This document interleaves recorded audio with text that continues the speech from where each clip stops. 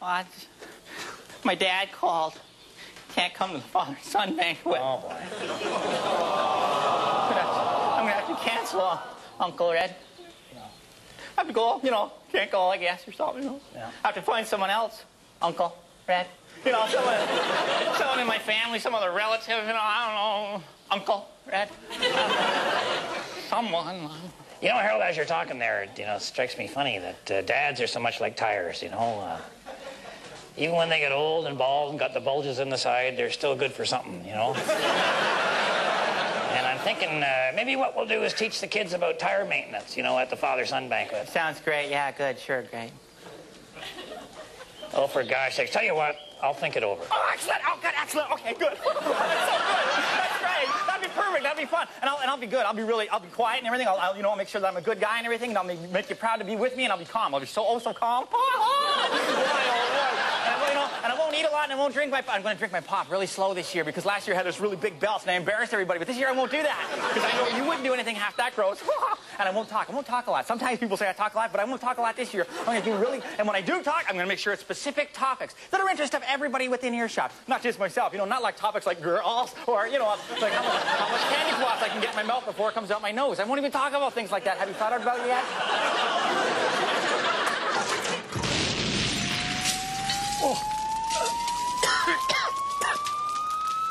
Hi, this is Edgar Montrose with a safety tip. Whenever you're setting up explosive charges with your partner, always work out your hand signals before you light the fuse. I told you 5. No, my mistake. This is 5. That's 4. All right, let's set it up again.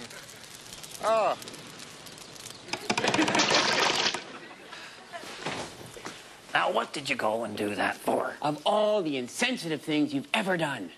She's talking to you about the relationship, pursuing dreams. She's talking about the future, about being together, but being scared. She's basically pouring her heart out to you. And you had to go and yawn. Oh. The worst thing you could ever do. Never, ever, ever yawn at your wife. As in never. Exactly. Couldn't you have left the room? One of the most personal moments in your relationship, and you yawn? All right, this is a biggie. Yeah. But we're going to show you a couple of ways maybe you can undo the damage. Watch and learn. Now, first of all, you tell her it wasn't a yawn at all. No. It was her revelations that left you slack-jawed and amazed. Sort of like... Yeah, or go to the doctor, convince him you got a sleeping disorder, all right? Once she hears that, she'll be forgiving. Oh, there's nothing like a little neurological blackmail to get you back in the good books. Absolutely right. And then what you want to do is, you can eat a little plant. We actually saved the best one for last. Tell him. This is me? Tell him. Now? Tell him. Okay. Yeah. You wait till she's really tired. Really tired? I mean, Ooh. zonked. Yes, sir. And ready to go to bed. And then you call her aside, you say, honey, I have some very important things to discuss with you. Yeah. Then you sit her down, and you just start spieling. You just shoot the breeze about anything. Hey, talk about the boat, talk about your new wrenches, talk about the dog. Good one. Doesn't matter what it is. Just keep yakking, okay? Yep. Eventually, she's going to yawn. Eventually? Yeah. With you going, she'll be yawning in seconds. So much the better. As soon as she yawns, you blurt out something really personal, then you can turn the tables on her. Exactly. But don't blow it, because remember, this is the most important moment of the rest of your married... What are you doing? I was doing the thing here. It was a complete yawn. I was saying amazed at what you were doing. It was yawn. No, I wasn't.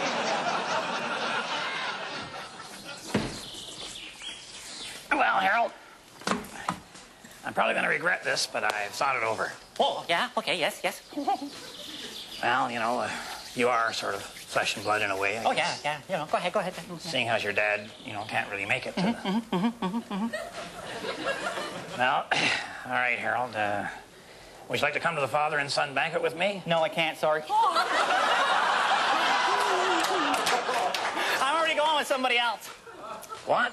Oh, yeah. I ran into a couple of kids who were looking for a father figure, namely me. So I'm going to go with them. You already know these boys. I think, Ricky and Ronnie. The Ritman brothers? Ritling. Name's Ritling.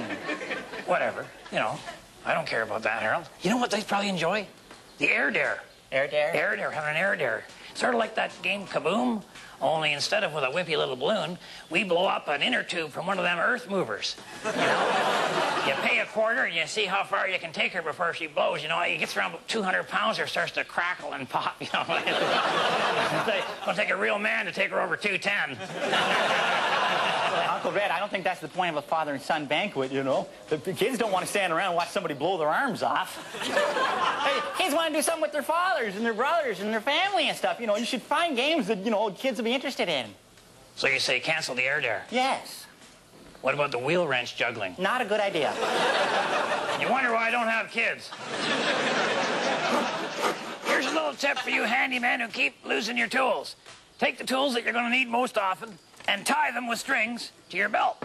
Like today, I'm going to be doing some plumbing, so I got my solder, I got my pipe tape, I got my pipe wrench,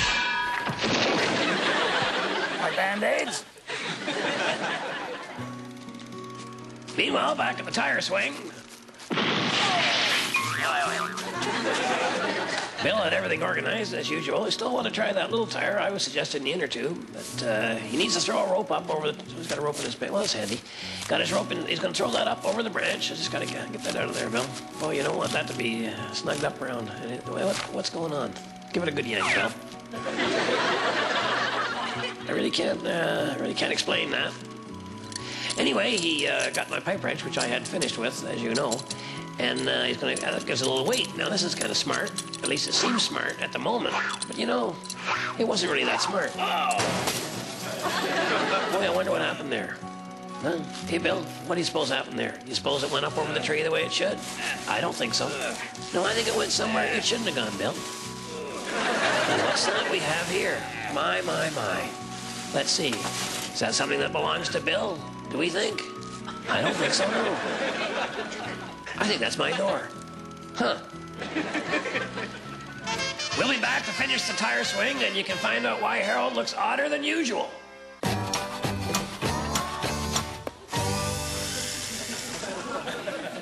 Oh, Uncle Red, enough with the tires already. Can't help myself, Harold. Ever since we started doing this for the kids, it's like a carnival out there. We got tire toss games. We got tire obstacle courses there, tire swings. Man, it's unbelievable. Built a whole barbecue entirely out of white balls. Unbelievable. I got Moose Thompson dressed in tires. He's Rolo, the radial clown. You know, I'm almost sorry I have to go to this thing on my own, to be honest with you. You know, actually, I'm really glad to hear you say that, you know, because I was thinking about that, you know, the fact that, you know, you don't have any kids, and that probably makes you, you know, the way you are, you know. And I was thinking, you know, well, you know, an old chubby guy with a beard, that's really pretty pathetic. Is there good news coming soon in this speech here? Yeah. Okay. Well, what I did was I found somebody for you to take to the picnic. A fake son? A fake dad. What? Old man Sedgwick. What? I told him you were his son. Well, no, that'd be all right, you know, as long as we tell everybody that I'm adopted. Oh, yeah. He insisted. Well, here we are back at the tire swing. I'm still waiting for the fun to start, but he got the rope over. Oh, no, this is more fun now. Yeah. Anyway, now he's got the rope over. Oh, you're fine. And he's still insisting on going with that little tire. You know, I had the big inner tube there, but what are you doing, Bill? I was going to try and cut a hole. It's a little X-Acto knife type thing. Oh, my gosh. Oh,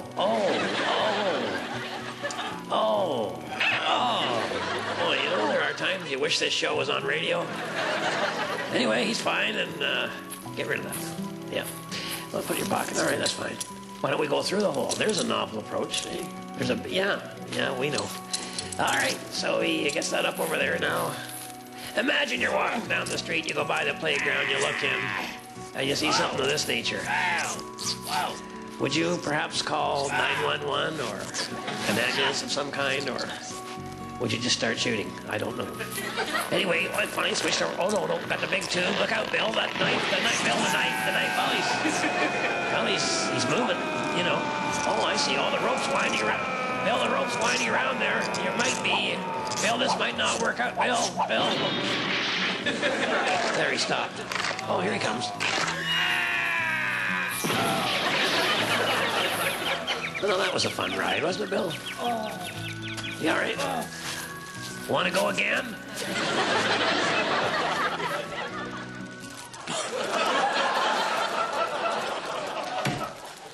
And to think a few hours ago, I was actually wishing I had a son of my own. Of course, that was before the big tire fire. I heard it was started when some senseless parent gave their kid matches. Not always the kid's fault, you know, Harold. Old man Sedgwick told me to go and start the barbecue.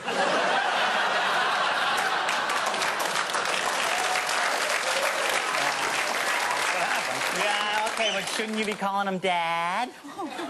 A lot of things I should be calling him.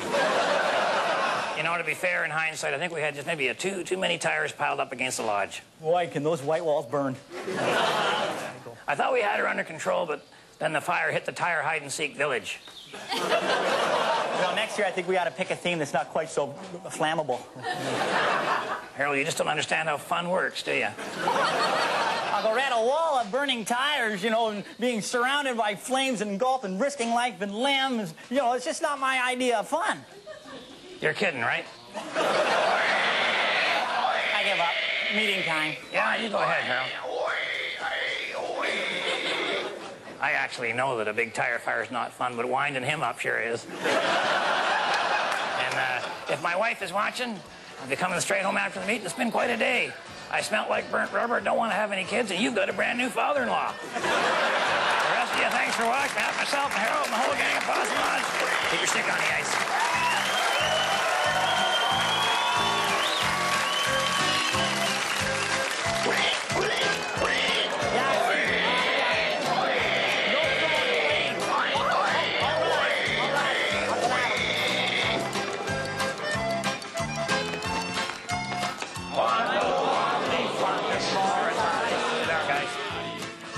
For more information on Red, Green, and Possum Lodge merchandise, call 1-800-Y-POSSUM or find us on the internet at www.redgreen.com.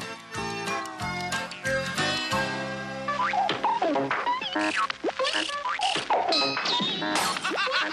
this is too much!